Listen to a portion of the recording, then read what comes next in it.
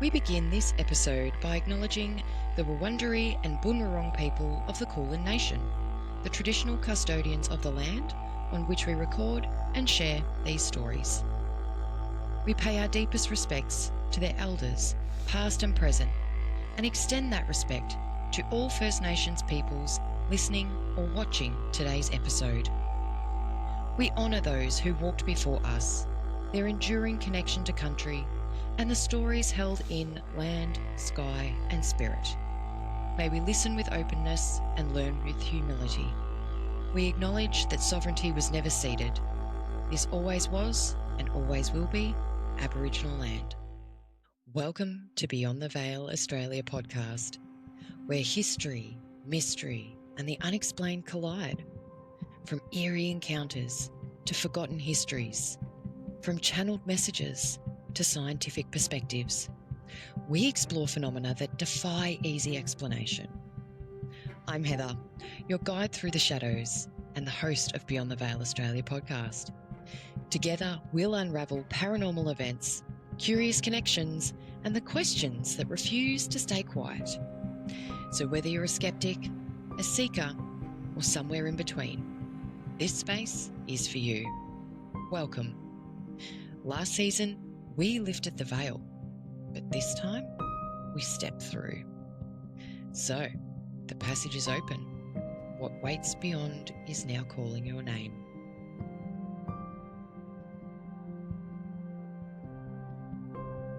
Hello and welcome back to Beyond the Veil Australia podcast with me, Heather, your host. I hope that you're all going really well, and I really hope that you enjoyed the first episode of The Shadow Sense. We're now moving into part 2, and I'm really, really excited to get into this topic. You probably, if you've listened to part 1, you've probably already gathered that it's a big thought process that I've had just in my journey and just the way that I think. If you've had any thoughts around it, what your thoughts are now, whether they're the same, whether they've changed, or whether you've got your own kind of theories on it as well. So in part 1, we did touch on that a bit when I kind of went down the rabbit hole in my own sort of train of thought as well, and just some of my experiences within that. And I was glad that we were able to kind of touch a little bit more on sort of like the biological side of the mind and then the mystery, and kind of looking at it in a very basic context to start with, because I think this topic is just so big and vast, and I don't think that it actually has an answer. I think it's just it's a lot of theories and thought processes around it, and I think it's hard too because we can't always have an answer for everything. And again, I think I mentioned this in the Tools of the Trade episodes, where it really was like, I think sometimes maybe we're just not meant to have the answers, or if we are, we're overcomplicating the process, or we're just so far off the mark. Or we could actually be on the mark. It's just that we haven't got to a point where we've been able to kind of prove it.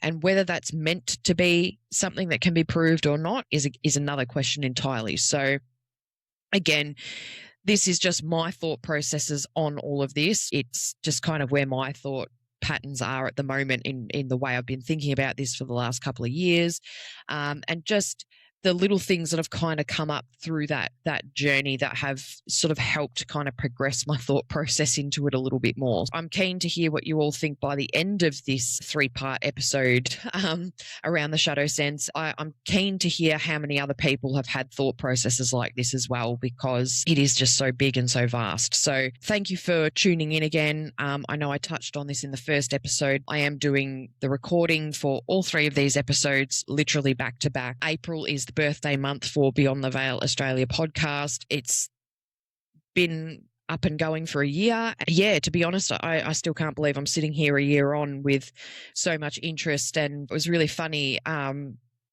obviously in my work. So I think I've mentioned this a few times, but part of my role is a mental health advocate for a service that's provided through like a government agency, if you want to call them that.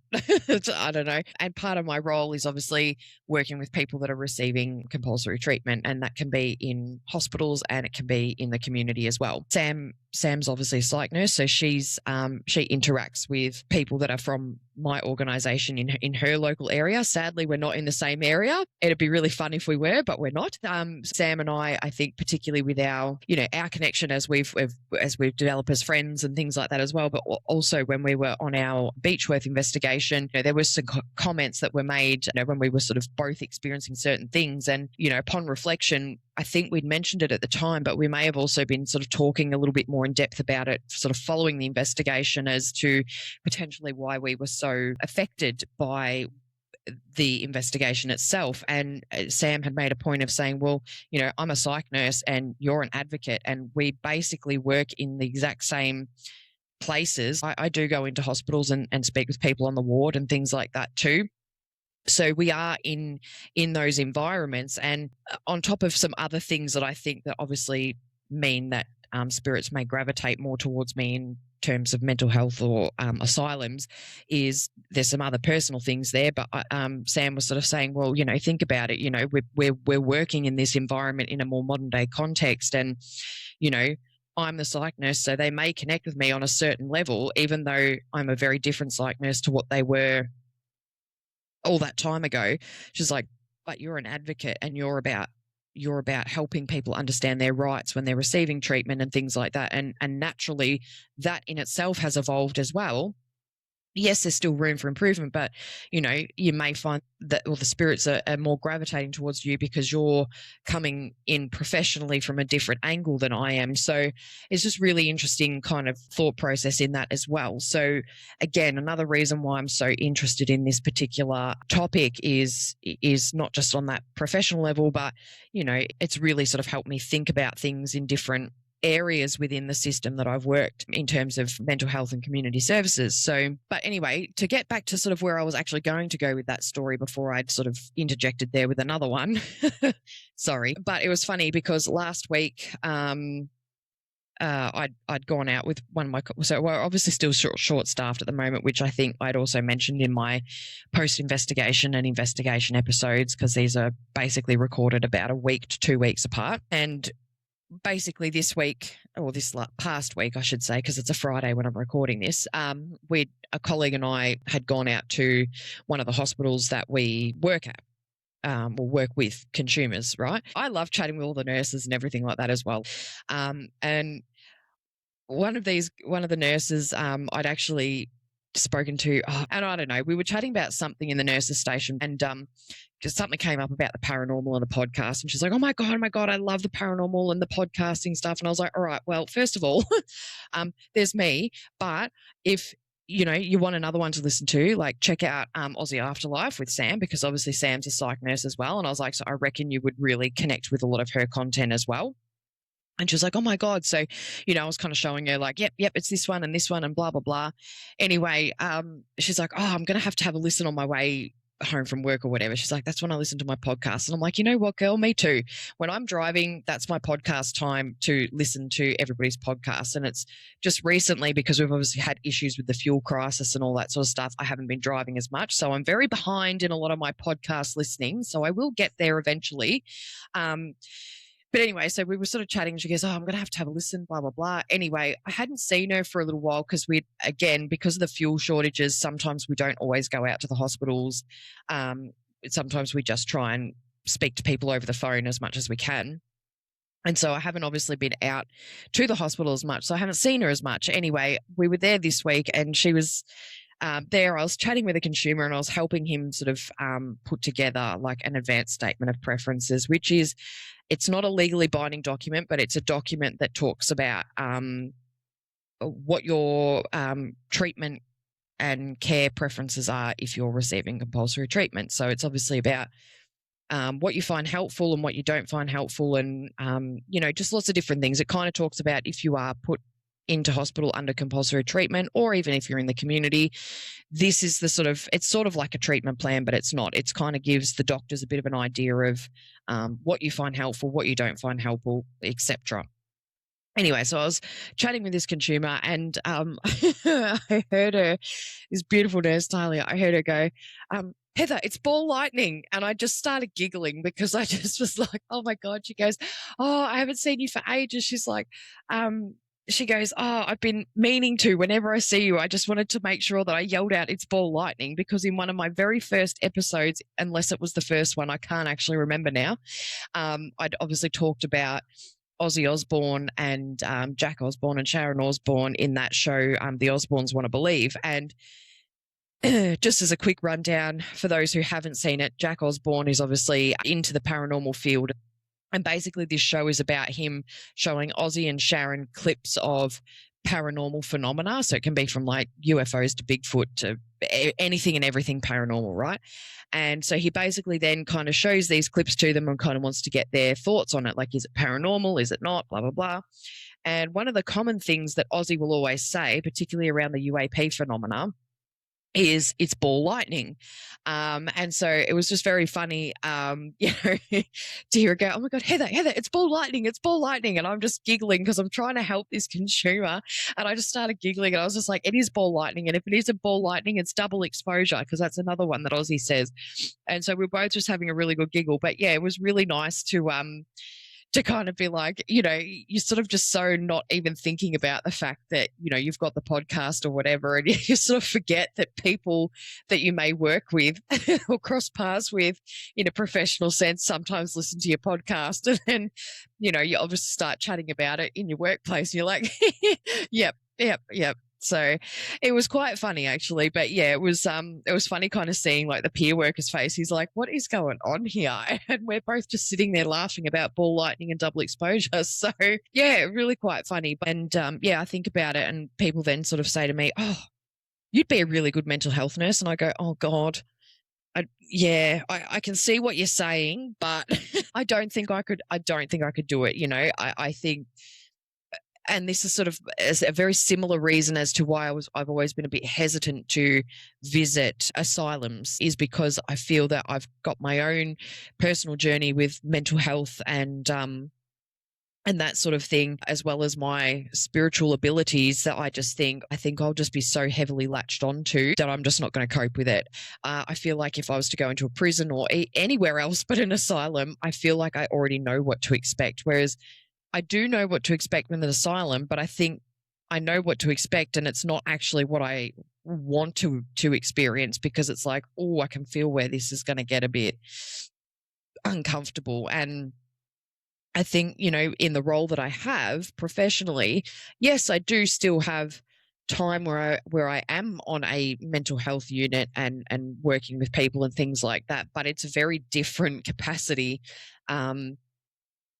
to that of a mental health nurse. So I sometimes think about it and kind of go, oh, I can see why people might say that, but I can also see why I don't think it would be a good idea, because I think I would really struggle with the systems. And I know that's not each individual nurse and doctors for that matter, but each medical professional that works within that system, I can see where even they become frustrated with the system because it's just not set up the way that it needs to be for modern times. And I think I would probably get too frustrated with the system and be of no help or benefit to anyone. So being in an advocacy role, it means I can sort of help people where I can, but we also work towards systemic advocacy as well in that space. So I think for me that's a really good challenge, because it's sort of like, okay, even if I'm not necessarily changing the system, I'm helping move it forward with some systemic advocacy. Even though it's small, sometimes it does pay off. So yeah, there's a little interesting fun fact there. We kind of went on a bit of a tangent, but I just kind of wanted to share that. I think this is why, again, another reason, not just because of the spiritual side of me, but I think because of the area that I work in as well, has really just kept planting seeds and questions about mental health and the paranormal. And the irony that there are mental health nurses that absolutely love the paranormal shows and podcasts and things like that. It's quite funny to kind of see that parallel there. And it then sort of has cemented for me that it's like, oh, okay, maybe this is a bit more connected than I realized it was. And I'm not probably the only one that has this thought. There are probably plenty of other people that do. But yeah, thanks again for supporting the podcast. I still can't believe we're here 12 months on, and that the interest has just been so great in this. it's truly phenomenal, and I'm so very grateful that people like this and they like listening to me despite my rambling moments. I feel very thankful and very blessed to be able to still be doing this. It definitely looks different to what I expected, and to be honest, it's definitely in a good way, and I think there's a reason for that. I always think there's always reasons for everything, but I'm really excited to close out season 2 with this topic, and obviously move into season 3 with some different kind of looking things. Obviously, I know I mentioned this in part 1, but there's been people that I've obviously worked with that would love to come back on and chat. There are new people that I've met that I've also been like, hey, I'd really love to have a chat. And they're like, yeah, absolutely, let's do it. So I hope that over the next couple of months before the baby's born, I can get some of those happening so that they can be sort of rolling out as my circumstances change a little bit. So without further ado, let's get started.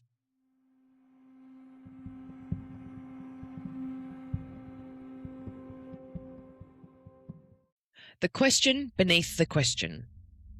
There are moments in life when something brushes against the edges of our awareness.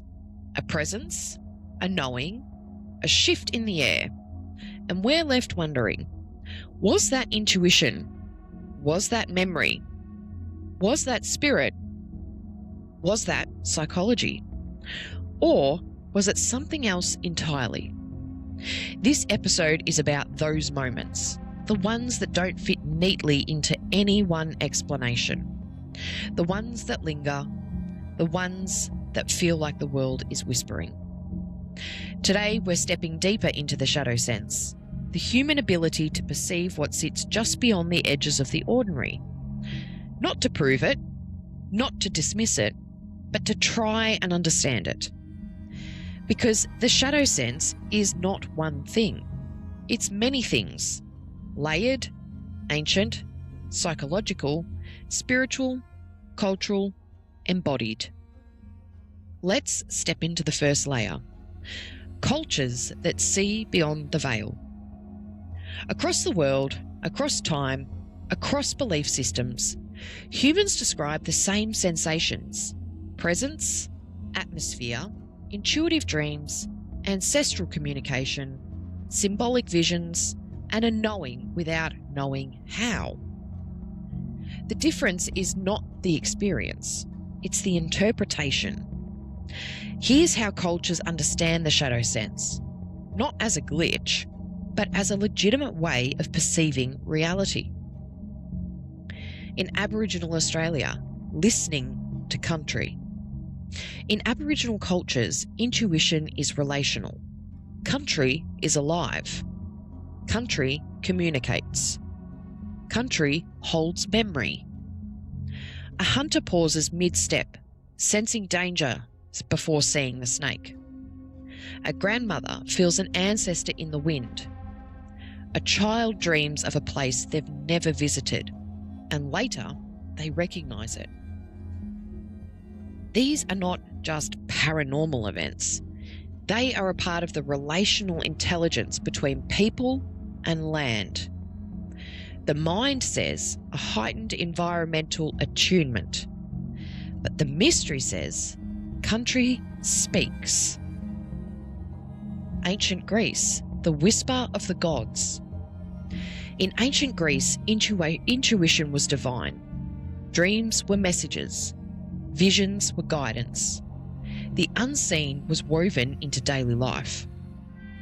A woman dreams of her brother returning from war, and he arrives the next day. The mind says symbolic dream processing, but the mystery says the gods whisper. West Africa, the ancestral network. In Yoruba tradition, intuition is communal. A diviner senses illness before symptoms appear. A mother feels her child distress from miles away. A community dreams the same dream.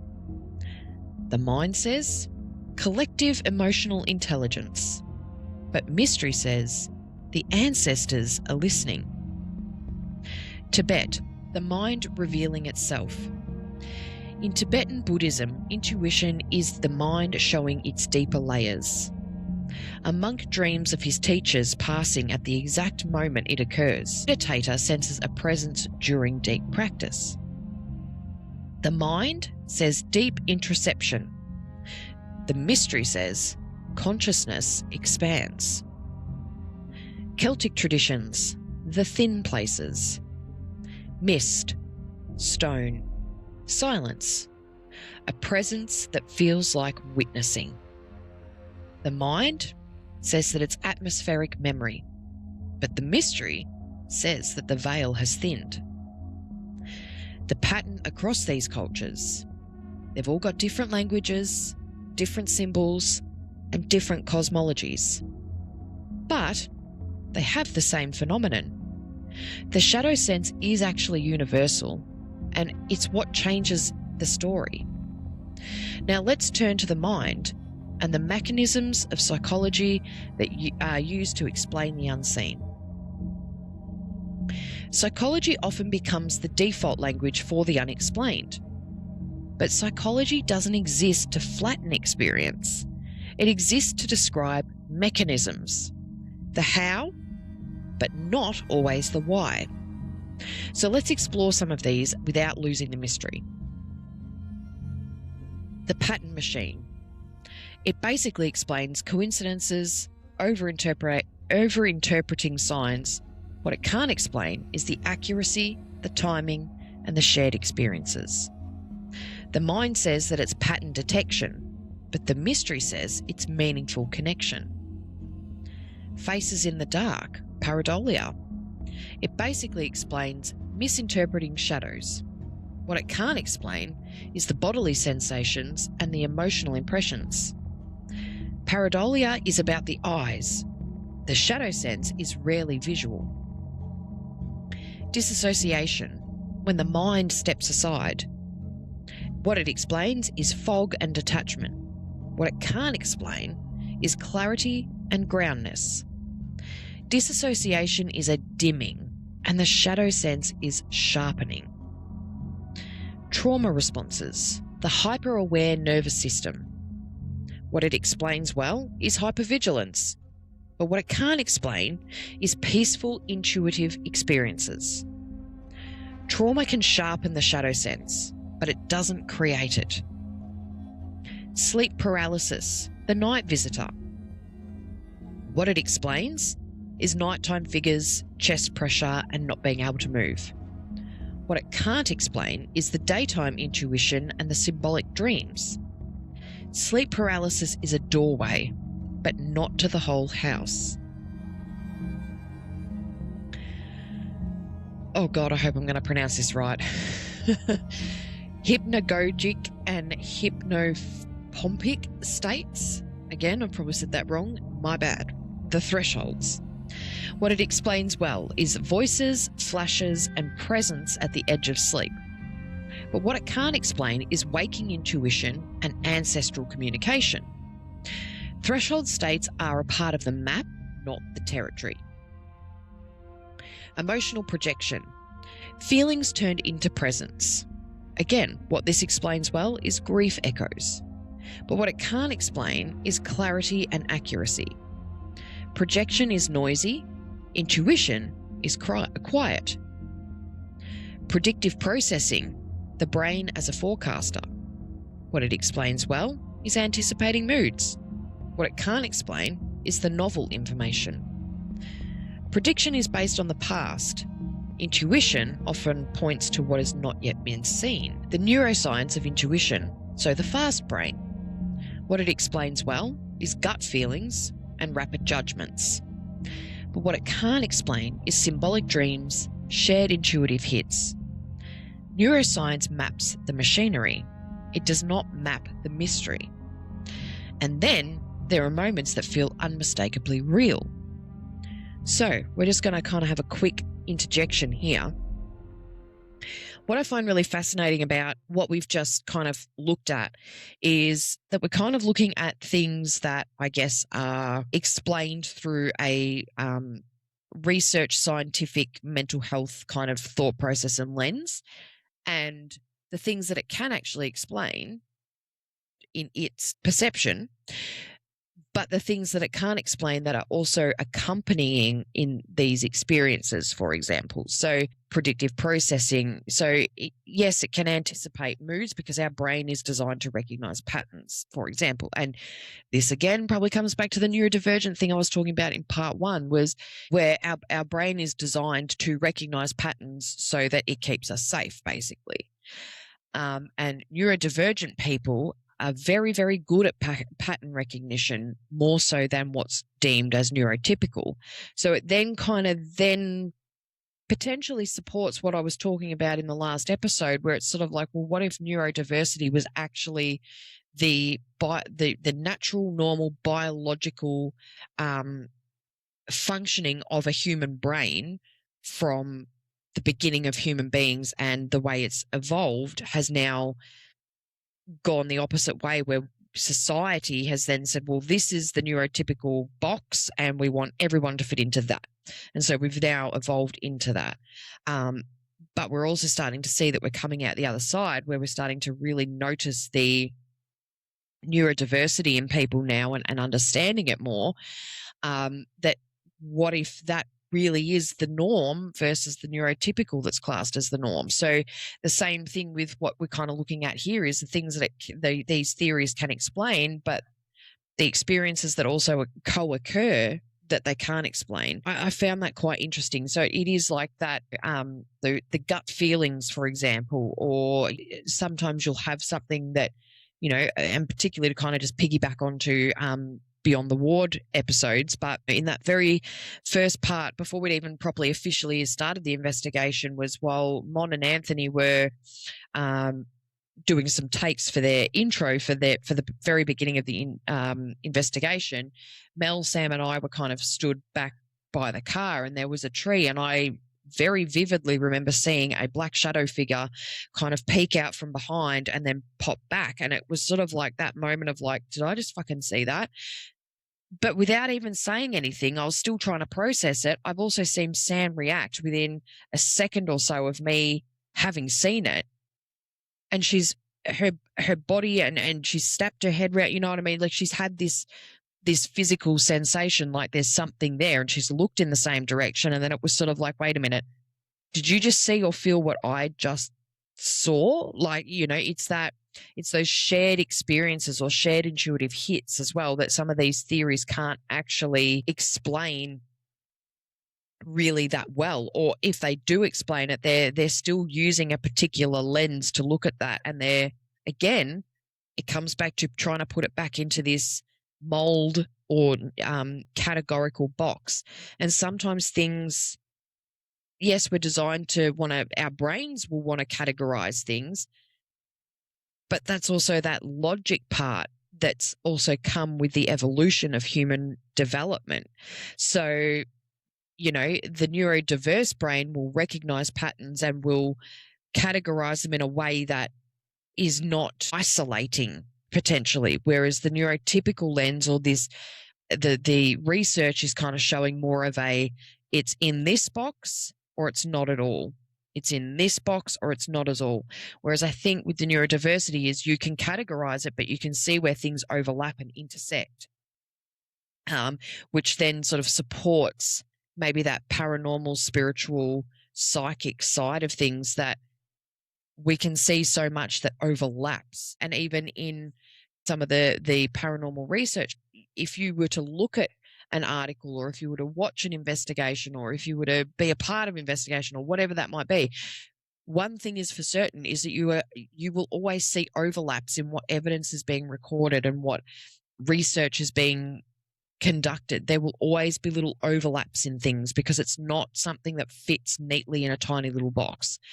And I think it's very much the same with mental health. I think they've tried so hard to put things into a neat little box. And this is something that I see with consumers I work with, some people that will have multiple diagnoses. And so you look at that and they're being treated for multiple different things, but how they can co-occur and how they overlap. And it's also like people that I believe myself fits in this is autism and ADHD together, is that they might be two technically separate things, but they do have overlaps. So it's the same to me, in my train of thought, is that it's very much the same with what's deemed as these mental illnesses in this box, if we're keeping on that tangent, is that it's like, well, the symptoms for this are all in this box. And then the symptoms for this are all in this box. And then if there's symptoms that might cross over, it's like, oh, well, they've got this, and this, rather than looking at it and going, but what happens if some people experience symptoms that are different to what's listed in that diagnosis, for example? I don't think there's a lot of room there's no real buffer zone around those. And there's probably a reason why, for sure. But if we're looking at this from the perspective of thinking about, well, how do these two things collide and how are they kind of similar, is that I think that you might see somebody that has the multiple diagnoses has different symptoms or what have you, and they do overlap, but sometimes things do get missed. So they might be misdiagnosed with something because they've had one symptom from that checklist, but it's actually related to something else, So it's that sort of thought process that I'm sort of at this point, where I'm sort of looking at things where it's like, well, we've got things that particular things can be explained through a particular lens, but there's so much more that accompanies that can't be explained, so it's pushed outside of the box, if that makes sense. I hope that's made sense, because it made sense in my head, but whether it's come out that way or not, I don't know. But yeah, interesting just to sort of start thinking about that there. Yeah, I mean, again, this is just my thought process, and sometimes things will just kind of pop through as I'm going through, and I'm kind of like, cool, this is where we're going to keep going with this. So again, if you've got any thoughts on that, or you've got a better way of explaining it, also let me know, because sometimes it can come out very disjointed and then it doesn't make sense. But yeah, I'm curious to hear what people think about that. But moving into the next part of this, which is when spiritual sight feels real. There is a moment, and if you felt it, when intuition becomes the encounter. Not just a theory and not just a belief, an actual encounter. The texture of intuitive knowing. Intuition arrives fully formed, warmth behind the sternum, a soft pressure in the chest, a knowing that feels older than the thought. It actually feels more like a remembering. A moment in the Australian bush. Walking at dusk, there's stillness, silence, and then the body stops. Then there's a whisper, not this way. The mind says, environmental cue detection, but the mystery says, country has warned you. Again, another one from ancient Greece. A woman dreams of her brother returning from war, and he arrives the next day. This again is seen as the symbolic dream processing, but the mystery is saying that it's actually divine communication. A West African divination moment. Oh God, I'm probably going to say this wrong again too. A Babalawo senses illness before symptoms appear. So again, the mind says that this is a relational attunement, but the mystery says that it's ancestral guidance in learning how to listen to your body. A Tibetan dream. Again, a monk dreams of his teacher in the light, and the teacher passes that night. The mind says that it's a subconscious awareness, but the mystery says that the subtle realms have been opened and it's communication. A Celtic theme place. So again, a presence that feels like it's just witnessing you. The mind says that it's an atmospheric memory, and the mystery is saying that the veil has thinned. Waking before a call, dreaming events that later occur, and sensing danger before it happens. These moments feel like recognition. Two people sensing the same presence, as we were talking about before, and two people dreaming the same dream. The mind says synchrony, but the mystery is saying a collective perception. The phenomenology of spiritual perception is obviously warmth, tingling, pressure, clarity, symbolic visions, ancestral presence that feel consistent, recognisable and shared. Why these experiences feel real is because they arrive with clarity, with emotional weight, and with accuracy. These are not qualities of just hallucination, they are qualities of perception. Now let's explore how humans make meaning from these moments. Interpretation begins long before we actually realize it. The moment something ambiguous enters awareness, the mind begins constructing meaning. Automatically, deeply, layer by layer. The ambiguity response system. The brain cannot tolerate the unknown, so it must resolve it. The coherence engine. The brain's job is stability. It integrates, reinterprets, or rejects depending on the worldview. Implicit memory networks. Atmospheres trigger memories, silences trigger grief. Presences trigger recognition. Emotional algorithms. Emotional assigns meaning before thought. Fear, comfort, recognition. Symbolic compression. Intuition speaks in symbols, images, sensations, and archetypes. The symbol is the container, not the message. The narrative compulsion. Humans must turn sensation into story. Spirit, memory, warning, guardian. Identifying scaffolding. Who do you believe yourself to be shapes what is allowed to be real. Cultural encoding. Culture provides the vocabulary. Ancestor, ghost, energy, omen. Same experience, different story. The existential drive. Meaning, connection, continuity, hope, fear, and longing. The shadow sense touches the deepest parts of being human. The shadow sense as a multi-layered human experience. So what is the shadow sense really? It's not what it feels like, and it's not how we explain it, but what it actually is. A multi-layered perceptual event. The shadow sense is a cascade of micro-perception, interoception, emotional tagging, meaning-making, cultural vocabulary, and identity integration. It is real on multiple levels at once. A boundary phenomenon. It thrives at the edges of sleep, grief, consciousness, sacred places, emotional thresholds, and identity shifts. So this is where two worlds will meet and the shadow sense actually appears. The meaning-making catalyst. The shadow sense doesn't just open and it doesn't just happen. It activates us. It asks, what does this mean? What does this say about life, about death, about me? The shadow sense is not just perception, it is transformation. And the shadow sense sits at the intersection of culture, psychology, spirituality, and meaning. It's not one thing, it's many things, layered, ancient, and human. But understanding how we perceive the unseen is only part of this story. Because for some people, these experiences don't stay quiet, they don't stay subtle, and they don't stay in the background. They intensify, they disrupt, they blur the line between inner world and outer world. And suddenly, the question isn't just, what did I feel? It becomes, is this intuition or is something happening in my mind?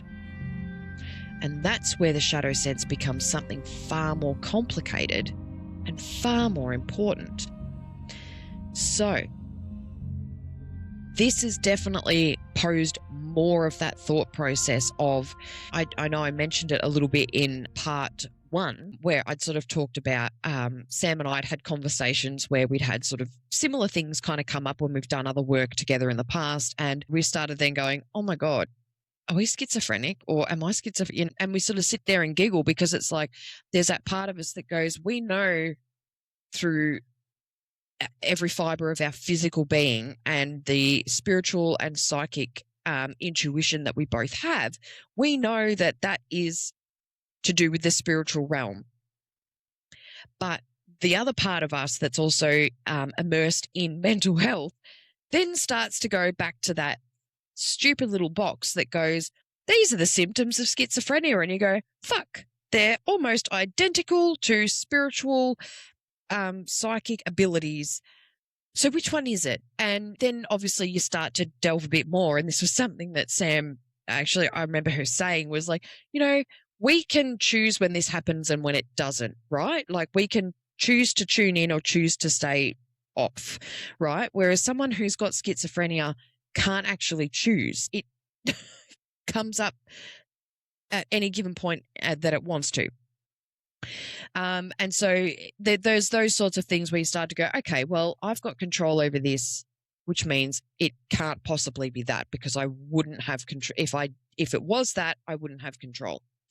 Again, if we wanted to really pose the question, what's not to say that that person doesn't technically have control? What if they have been extraordinarily vulnerable, and let's just say maybe a darker energy in terms of spirituality has connected with them and is more of a negative nature, hence why they feel like they can't choose when it comes forward and when it doesn't. Because we also look at, and I'm just trying to think of the best way to try to explain this. Quite a few years ago, I did watch, there was one episode in particular that Ghost Adventures actually did. And again, I think this was one of those things where it's probably something else that planted the seed around spirituality and mental health. But I recall this particular episode, there was a youngish sort of guy that had talked about feeling like he had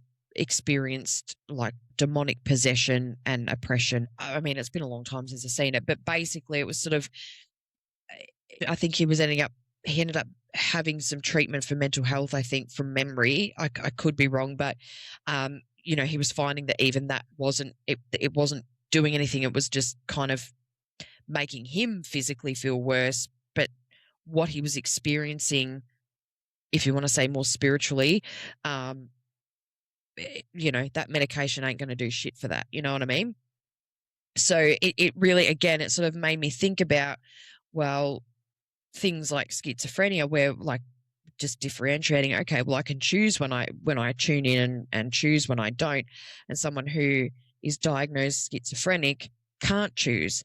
But what if it's a lower vibrational energy that is connecting with somebody who is vulnerable, more vulnerable than someone who's not, for example, and they're tuning into the lower energy, and that's what's sort of coming through, and I don't know if touching is the right word, taking advantage of that vulnerability and then not giving them freedom of choice. Because my understanding from, and again, this is just, again, my understanding from spiritual connection and developing in terms of psychic abilities, is that you learn about your boundaries and your control and things like that when you are starting to experience these things. Is you learn to kind of go, all right, well, between, for example, I'm going to read my tarot cards. For in that point, you're choosing, okay, I am now opening myself up to communicate, and you are establishing the boundaries to say, I am only going to be communicating with people or with energy, spirit, whatever, of a higher vibration for this purpose. Whereas somebody that's more vulnerable, there's a lot happening for them, and it's usually fairly negative, is more likely to attract the lower vibrational energies that feed off of that. And what's not to say that that's what schizophrenia is the reason they might not have that control is because that lower vibrational energy is oppressing the right word? Yeah, we'll just say oppressing for the sake of, can't think of another word, but using that as oppression and using that person as a, I guess, human vessel, if you will, and tormenting them. So not only are they feeling vulnerable as it is, they've also got a lower vibrational energy that is controlling and coercing them into doing horrible things or to tell them horrible things about themselves.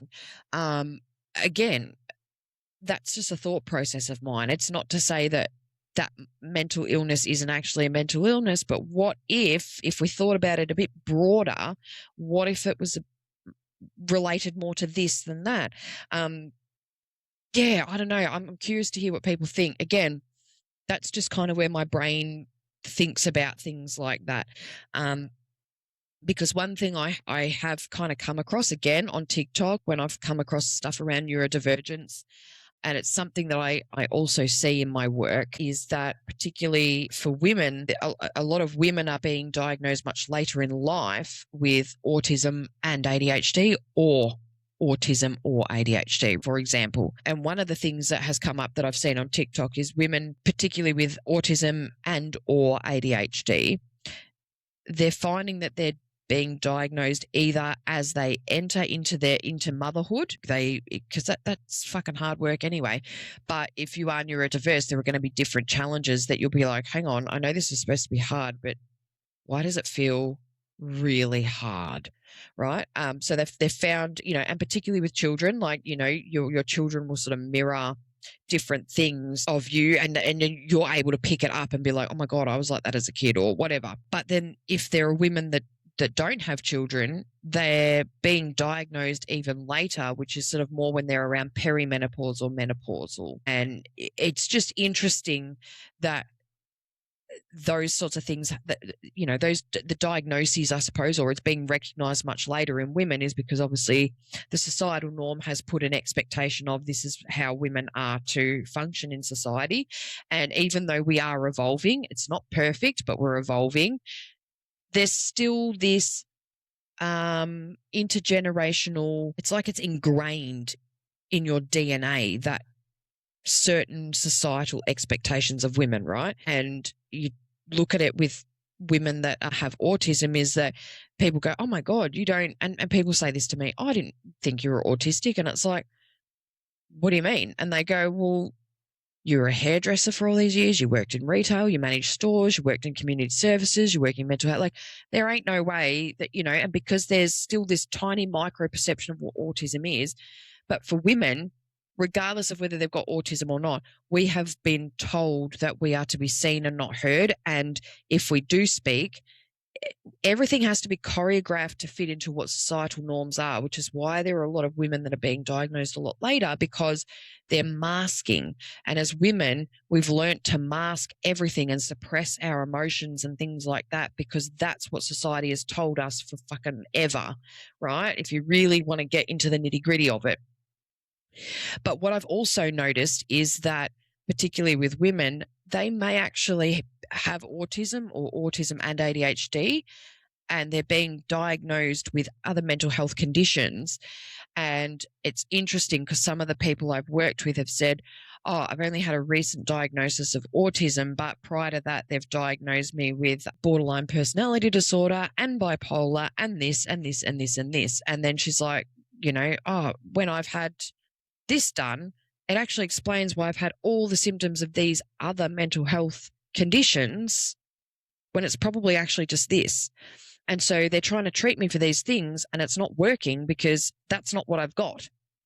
So it's interesting. These are just thought processes that I just find myself kind of going, I'm really curious, and like, what about this? And I kind of go off into those rhetorical questions of like, what if it's this? What if it's that? What if it's this? What if it's that? And I think that's what I've found really interesting about the shadow sense, is kind of, even though I've only really kept some of the information a little bit more kind of condensed and then just kind of gone myself on a tangent, is because I find for this particular topic, it's nice to have those like kind of very basic things there, because where my thought processes are, and that was something that I wanted to do with this, is to actually let the thought processes come out in the way that I'm thinking about them, with those promptus of what research and information that I've got. So I know it might be a little bit boring because I'm kind of like rolling off on all these tangents, but it's just the way that my brain is processing it and how I'm trying to sort of share that thought process and information with you. So it does look slightly different to some of my other topics where I've got more like big chunks of information and then we just do a little bit of a tangent. So it's sort of changed roles a little bit this time. But again, these are those thought processes that are kind of just always bumping around my head, because if it's not with the podcast and the paranormal stuff, it's in my work every single day, and even just in my personal brain every single day with the way it works. So I'm curious again to see what people think about this, and if you've got any additional thoughts or deeper theories or differing points of view that might actually help me understand some of what I've kind of rambled about, or whatever that might be. I'm really curious to hear that. So yeah, that is so far where we're at with the side of mental health and paranormal stuff in the Shadow Sense of episode 2. I hope that you've enjoyed it and sort of enjoyed kind of where my thoughts have gone with this one, and that it hasn't bored you too much with my rambling. I'm really keen to move into the 3rd episode as well, because there is a lot more that we can continue to unpack. And again, even in the 3 episodes, we could still go on and on and on and on and on. So again, it's rather than just making it overbearing for people, we're trying to keep it sort of really kind of opening up the can of worms, but just keeping it somewhat more contained than what we would if we were just doing a big individual deep dive. Anyway, I really appreciate everybody joining me for the podcast and obviously joining me for part 2 episode of the Shadow Sense. In the next episode, we step into the most misunderstood, emotionally charged and deeply human territories of all. And this is the collision point between the paranormal experience and mental health. We explore moments when intuition feels overwhelming, presence becomes intrusive, dreams turn vivid and symbolic, the unseen feels too close, and perception becomes intense, confusing, or destabilizing. We also look at the difference between spiritual awakening, trauma-trained sensitivity, disassociation, psychosis, intuition and anxiety, and genuine paranormal encounters. We explore why some people feel too open, why some experiences mimic symptoms, and why others don't fit into any clinical category at all. We're looking at some of the harder questions, so the ones that people are often too afraid to say out loud, and we talk about what happens when someone reaches out for help, and is it misunderstood by both sides?